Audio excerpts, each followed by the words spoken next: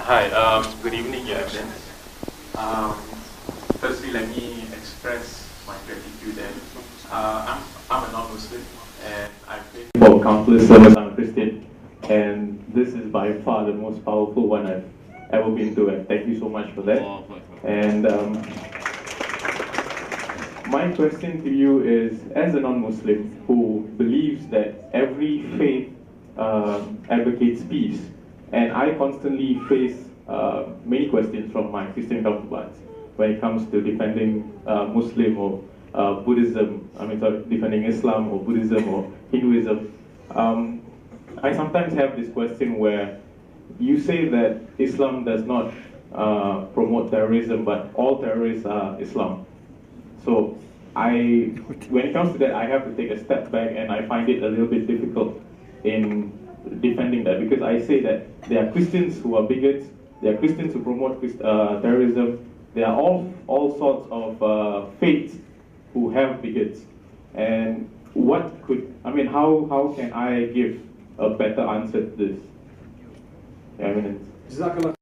Much. I think what's important for us is to learn and to read and to understand and to see. What has happened in the world is crime is perpetrated. If it is perpetrated by anyone who is not a Muslim, it's called a crime. And if it's perpetrated by a Muslim, it's called terrorism. So it's just the word that they've changed. So terrorism, the new definition of it, and I'm sure they might put it in the Oxford Dictionary if they were truthful, the new definition of terrorism is crime perpetrated by Muslims. You see, so that would exclude all non-Muslims. And I say this because we read the press. We know what's happening in the media. You know, I'm quite well versed with what's going on at the moment, and we feel so prejudiced against when it comes to matters of this nature. You know, you have McVeigh. He is not called a terrorist. You have anyone who's Christian, you know, the Sinn Féin, for example. You have the Lord's Resistance Army. You have the Christians, the Tutsis and the Hutus in Rwanda, for example. The ethnic cleansing that's happened in a lot of countries. These people have massacred millions of people, but they're not called terrorists. Why?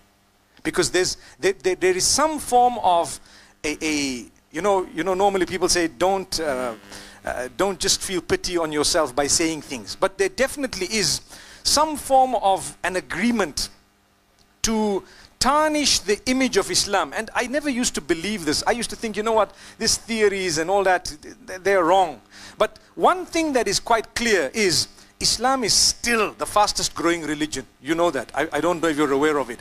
And this people cannot understand. They asked me yesterday or the day before, why is Islam the fastest growing religion still?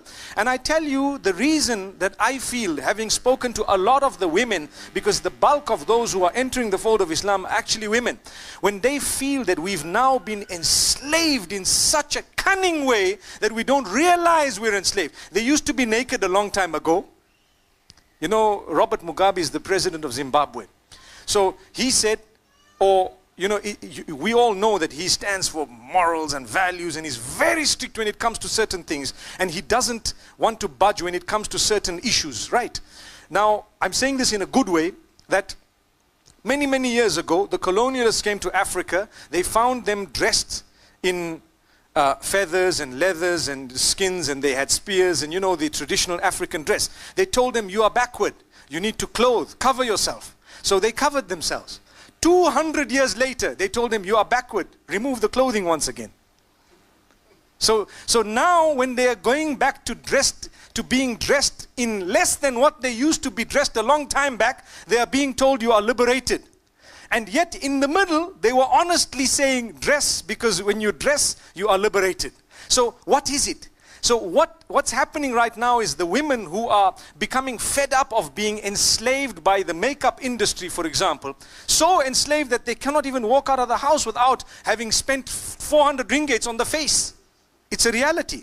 And they can't walk out. They can't without this and without that. They start thinking to themselves, hang on, how come we've gone back to the Stone Age where we've taken out all our clothing and we're dressing for a male-dominated environment to soothe the eyes of the males? There was a time when we wouldn't dare tell a woman, you're looking gorgeous. I'm talking of about 40, 50 years ago. No one would have come to my mother and say, oh, you're looking lovely. She would say, hey, shut up, you know. But today you say you're looking lovely. Thank you. Oh, thank you. Oh, wow. We'll actually put it up. We'll like it. Oh, someone acknowledged me. You know? Because it's all become this issue. So people start feeling this. And what happens is they realize, let me cover up. Let me become truly liberated. People must know me for my contribution to the nation. People must know me for my service to the rest of humanity.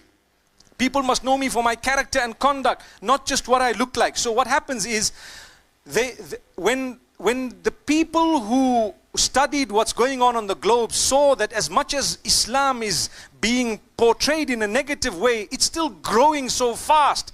To be honest, words started coming out that would only depict Muslims. So terrorism is an act done by Muslims. Like they say, there was a man, you know, for example, it's just an example that's given online, and I've read it, where a man saved a dog, right? So people said, oh, this man saved the dog. What did he do? The dog was on the highway, and he ran after the dog, and he saved the dog, and he actually brought it to safety. So there was an article saying, wow, man saves dog, and so on and so forth. And then they found out he was a Muslim. And what did they say? They then put a headline to say, a terrorist Muslim disturbs the peace of a dog trying to cross the road. Come on, come on, come on. Now this is just an example, obviously. It may also be hypothetical, but at the same time, it goes to show that even the Muslims understand that that word terrorism is abused. Look, we are approximately 1.5 to 2 billion Muslims on the globe. If Islam was actually a terroristic religion, nobody would exist. They wouldn't exist because, can I stand up? You are a non-Muslim. Agreed, my brother? Do you feel safe in this room? MashaAllah. You feel secure, don't you? We're all Muslims around you. Remember that? MashaAllah. May Allah subhanahu wa ta'ala bless you. I think I've just made my point. Shukran, shukran. Thank you so much.